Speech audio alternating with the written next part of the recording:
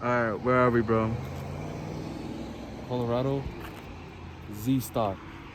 Z style. Bro, this was like a dream. Look at that. What is it, Bro, shut up. Alright. We gotta take Rocky out. Let's go potty. It has been over 2 years since I've gone into film photography, and ever since I started, I've always wanted dedicating a roll of film to long exposures. And if you don't know what a long exposure is, it's basically when you have your shutter open to like 10, 15, 30 seconds. So it's like going over your 100th or 150th of a second. Now this is like literal seconds. Now what that really means is you will have your shutter for that selected amount of time, and in doing so you will create these stunning images with movement and, interestingly, like stillness, which is pretty cool. Now this works very well with digital cameras, unlike film cameras, which become a little different, as in there's a few other tools you'll need, and there's also this lovely thing called reciprocity failure, which I'll get into in the video.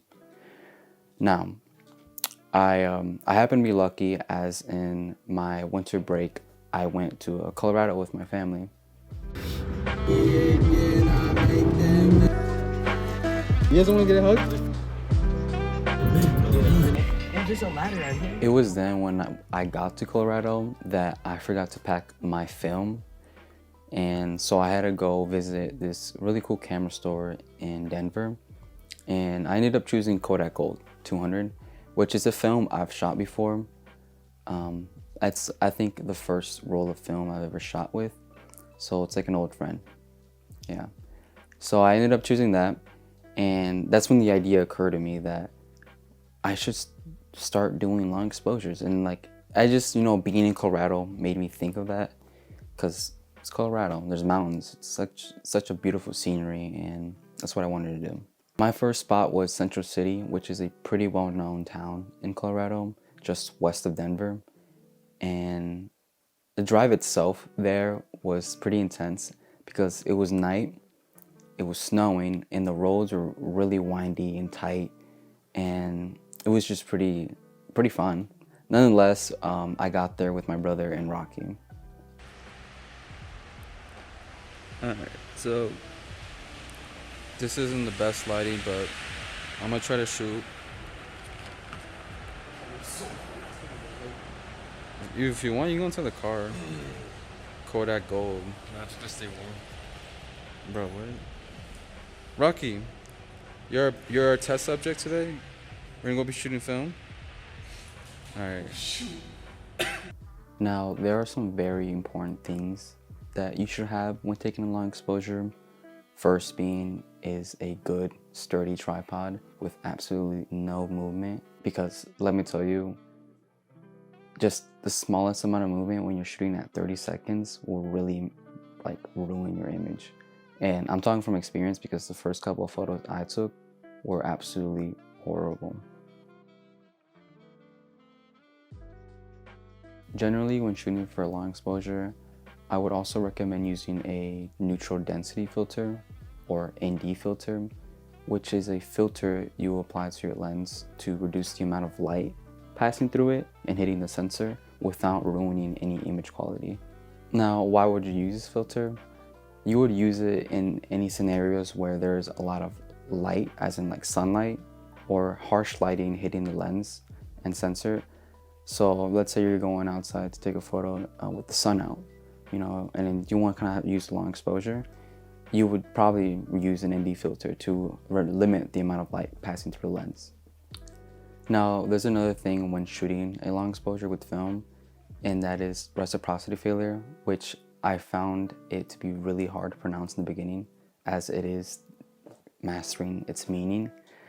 But what that means is when film is exposed to light for a longer period of time, over time, it begins to lose its sensitivity. And just to be clear, this only affects film, so digital cameras are let off easy. Now, we have to talk about when you would calculate for reciprocity. And generally speaking, it's when your shutter goes over 1 second. However, since there are like many types of film and stocks, you would have to look up the film data sheet specifically for the film you're shooting at and see where reciprocity is mentioned. And I was using Kodak Gold 200, which for a popular film stock, I found it very odd I couldn't find anything on reciprocity. So I ended up going on Reddit to find someone's math homework to calculate for reciprocity. My next location was Idaho Springs, another town west of Denver. A little different from Central City, yet still beautiful. And this time I went by myself because I butchered my first experience at Central City. So yeah, I was also very sick that day. And on top of that, it was freezing. So I was just leaving like trails of snot in the snow from where I parked my car to where I was taking the pictures. So it was a good time. One of my first photos there was of this cool motel I found. And I actually think this one came out really nice. Right across from that motel, I saw this bright snowboard shop, which I thought was really nice too. So I got 2 different angles of that.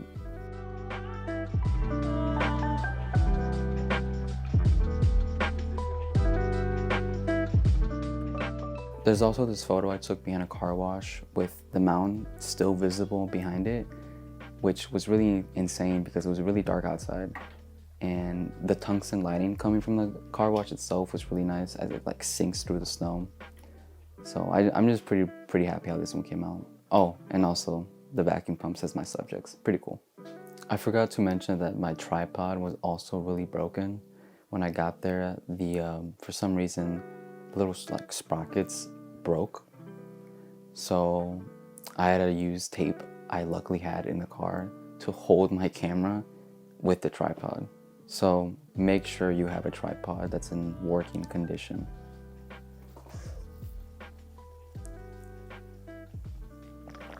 Moving on, I found another motel with this cozy cabin look with also wonderful lighting. So I went there to set up for my first shot. And as I was doing that, this lady came out. At first, not realizing I was there. So I made a noise to like kind of let her know I was there and not spook her as in like this creepy guy. And she asked me what I was doing, and I said I was just taking photos for a portfolio. And she's like, oh, okay. And then she told me she was the owner. And she also said, oh, you can take the photos as long as you send them to me after you're done. And I explained to her like my process, and she was like completely fine about it. So that was really nice. Nice lady. So I just took the rest of the shots there.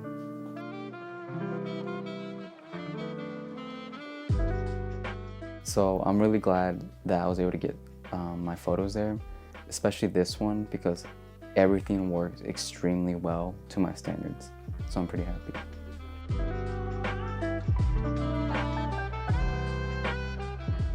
And that was pretty much it from Colorado since I got sick and it just got worse and worse.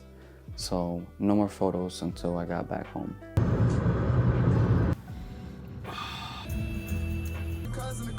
After finally recovering from the Black Plague, I decided to take my Nikon Z5 out in Bristol.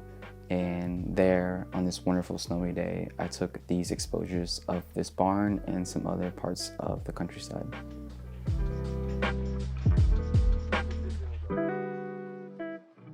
Now, I really like this image mainly because of how everything works in this wide shot. In the center, you have the red barn. However, there's also this power line kind of right in the middle, which, is in front of the barn, yet the barn itself is still very prominent as my subject. And there's also the silos, the roads, and the power line, like cords themselves, acting as almost my curbs for composition. And I just really enjoyed how this one came out. These last images were taken later in the week during Blue Hour, as I tried my best to capture at least one good photo on those shoots, since for some reason I find it very difficult to get a good amount of photos, even though I have a limited amount of space in my camera. While in film, I have like 24 exposures, and most of them come out fairly well, if not better. I just find it very interesting, and I love it. So in conclusion, I found this project to be very rewarding as I've learned a lot, and I know for sure I haven't mastered this ability, and I don't think I ever will, but that's that light pushing me forward as I venture into this tedious yet pleasing hobby. Some notes to take in mind for next time is to definitely invest into a good tripod and an ND filter. And I forgot to mention this earlier, but a shutter release cable will also greatly reduce camera movement and allows for more freedom when it comes to shooting at shutter speed. And if you don't know what that is, it's basically a cable you plug into a camera, and it just like literally allows you to like click and hold your shutter rather than like selecting a setting. Please also master, or at least try to learn, reciprocity failure, as this will greatly improve your images when it comes to long exposures. Now that is it for this video, and I hope you guys really enjoyed this. Please let me know what you guys thought, as I will be uploading much more projects in the future. So that is it. Thank you so much. Adios.